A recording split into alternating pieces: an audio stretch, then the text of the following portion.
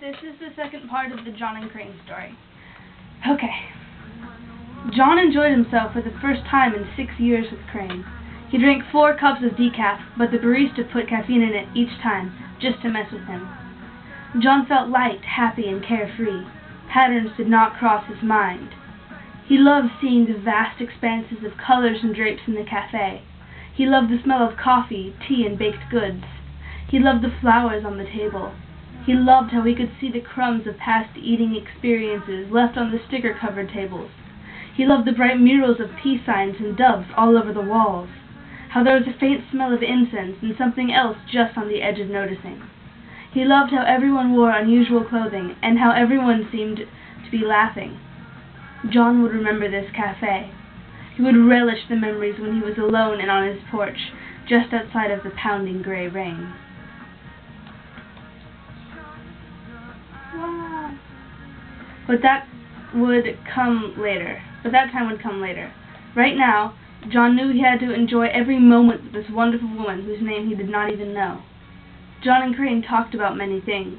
They talked about music, love, stars, coffee, the root of war, things that bordered on the metaphysical and quantum physics.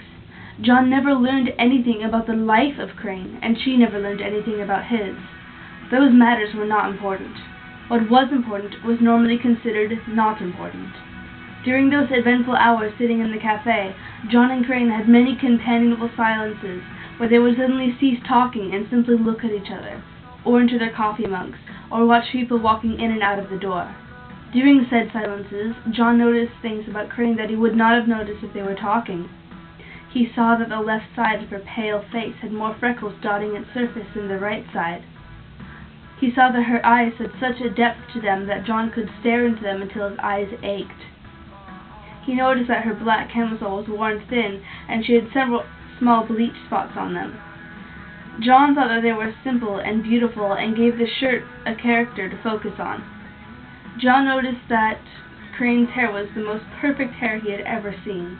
It would escape her loose braid and waved gracefully about her thin, happy face.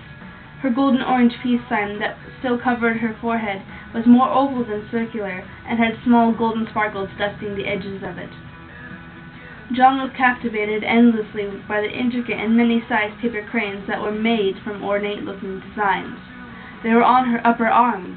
One was on each forearm, one to her neck, many across her back, and several upon her chest, disappearing underneath her thin camisole, sneaking and peeking over the black fabric.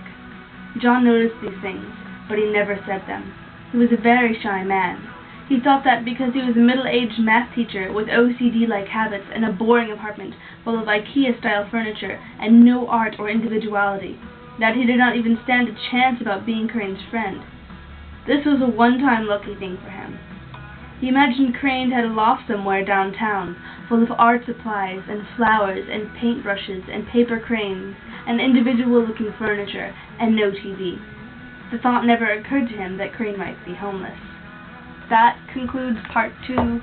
Please, if you want, just give me feedback or something. Thank you.